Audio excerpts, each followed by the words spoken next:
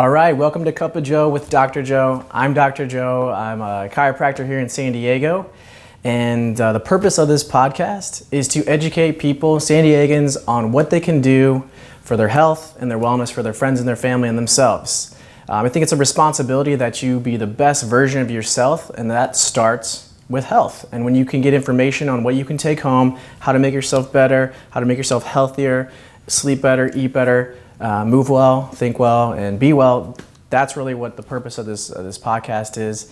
And so I'm here today with Malina Coyne. She's a holistic personal trainer and energy healer. Welcome to the show. Thank you. Thanks for coming in. Cheers. Like the bulletproof coffee, right? Yes. Yes. So she's a San Diego native.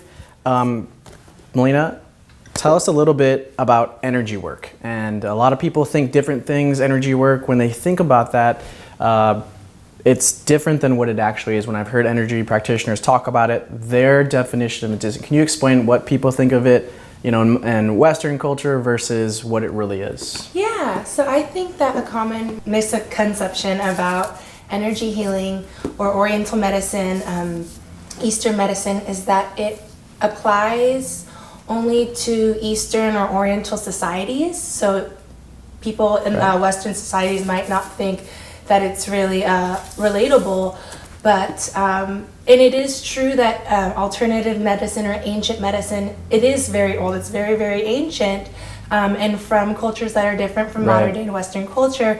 But as far as the science behind energy healing, there is science. It's actually quantum theory and quantum physics. Yeah. Excellent. Yeah. So basically, energy healing is healing at the subatomic level, and typically in Western medicine, we are dealing with particle matter, and we're healing things that we can quantify, that we can see, feel, things like that we can test. But with energy healing, it's subatomic, and we know it's there. Quantum theory has proven that energy is everything. We're made of it. It's everywhere. We're energy beings. Right. Yeah. And so it's a modality that heals at that level. That's amazing. We hear more and more research coming out, how powerful the mind is. Yeah. We're energy beings. There's energy all around us, and how different things affect our energy can really take a toll on us and accrue over time, and that's what can cause these. I understand you did personal training first, and you moved into energy work. What kind of motivated that change or that new addition to your healing? Yeah, so I started out as a personal fitness trainer, and when I started moving towards more functional methodologies, I started practicing MFR. Manual MFR on my clients. What's MFR? Myofascial release. Okay. It's a popular form of MFR would be foam rolling. A lot of gyms nowadays have foam rollers, and it's all about balancing tension and fascia so that the body can move better and feel better. It's painful, but it works. Yes, exactly. And as far as why it's painful, that tension is built up, and theoretically, tension builds up energetically before it builds up and affects the body at the cellular level. So energy festers up, then it starts to affect the cells, and then it starts to affect the body, and it might, start disease. It might grow a disease, or it might pain, tension, things like that. So it's a buildup, and it's a long process, but if we can work with the energy that is controlling that process, we can regenerate and heal. So MFR, back to that, using that method on my clients, right away I felt vibrations and energy in my clients, and I used that to be able to find these trigger points. And my clients were not only healing from mental, emotional stress, and things were kind of coming out and they would feel better, but their pain was going away too. Their mobility was improving, they had tight joints and things like that, and they felt lighter. They were not as heavy. So it is light work. I call myself a light worker, and with energy healing at the subatomic level, yes, you are able to tap into. Excellent. So you're working with myofascial, but also you can look at the cause with energy and see how that changes your outcomes of your patients. So very cool. In my practice, we see a lot of people. I'm a chiropractor, so we see a lot of different people, and what we see is they're off or out of alignment for three different reasons: trauma, toxins, or thoughts. And one thing in my 5 years of practice I noticed was a lot of people have mental emotional stress, whether they're holding on to it for a long period of time, and it manifests in cortisol release and different types of stress hormones. And I was like, I adjust the body to help the body function and the brain and the body communicate. But one thing I can't really work with is their mental emotional stress that they may hold in and not talk about.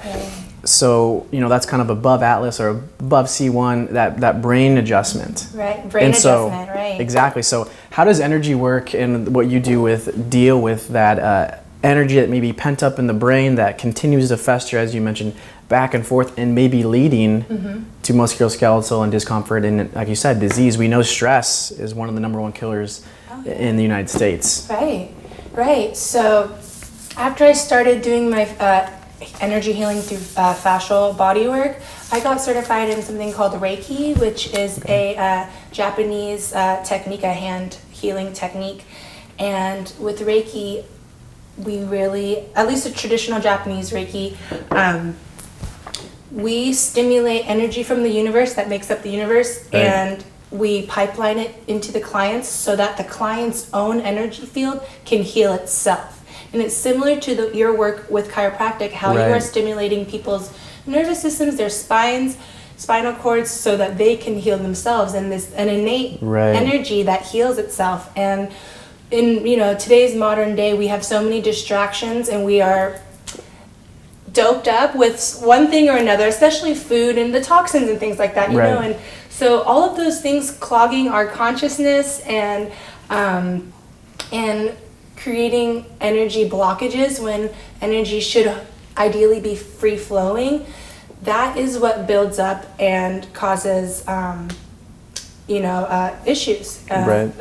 So as far as mental emotional health, it can be very helpful to clear stagnant energy from one's body field, and release tension without having to go through the cognitive process of trying to rewire stressful, triggers. So mental emotional stress, we all go through it, and I would never say to just ignore that, because you have to continue working with your consciousness and your cognition, but it's not always easy to rewire. And you and I both know, as far as neurology goes and how autopilot we are as human beings, it's not always easy to rewire certain pathways, especially because these pathways are formed when we're children, when we're little. I understand out the womb, and social conditioning. But it's okay, because we are so powerful that we can rewire, and it helps to energetically let go of stagnation that is connected to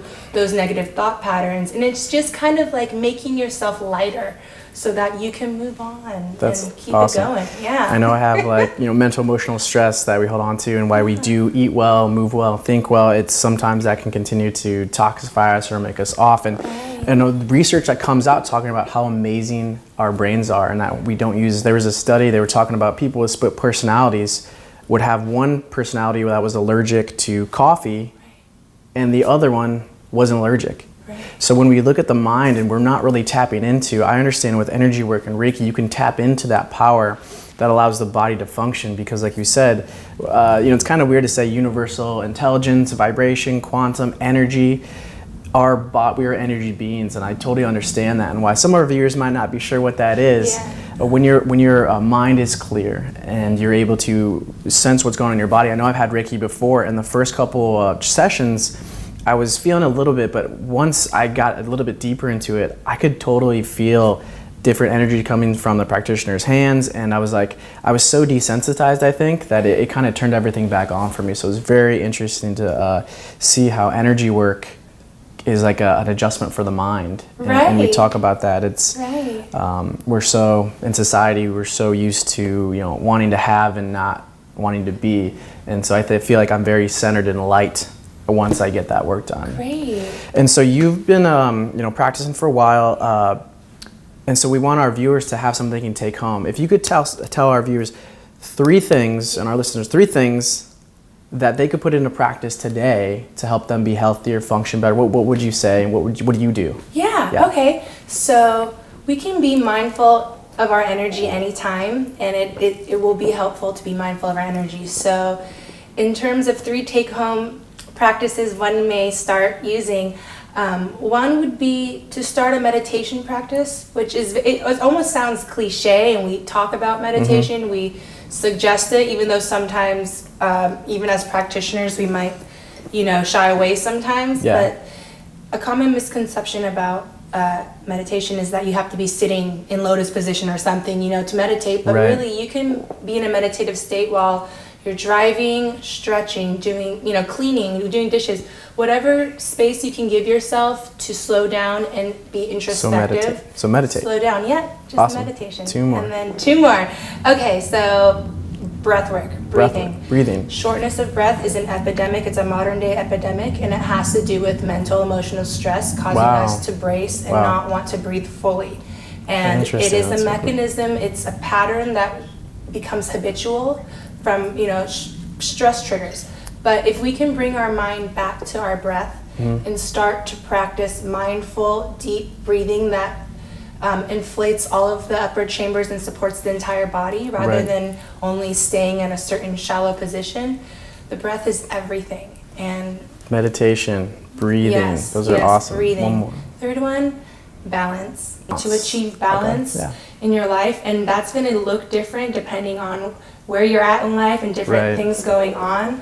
Balancing a healthy diet and balancing movement with rest, and balancing work and play and things like that, and being honest with yourself and honoring yourself and what you need to maintain balance and be able to handle life stresses, because it's when we are not well balanced and we're very imbalanced that life's struggles start to stress us out, and we are not able to handle it as well. Exactly. So fitness and health, a big part of fitness and health is a measure of how you can handle stress in life. That's so awesome. balance is definitely required. Yeah, being able to adapt to your environment. I love that. So stress and balance.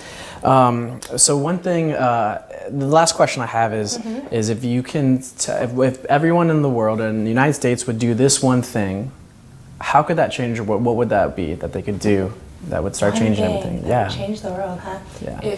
If people could love unconditionally, love the self and love others, and that includes forgiveness, because things happen in life and we need to forgive and let go and love anyway, and drop social conditioning that makes us judge and hate.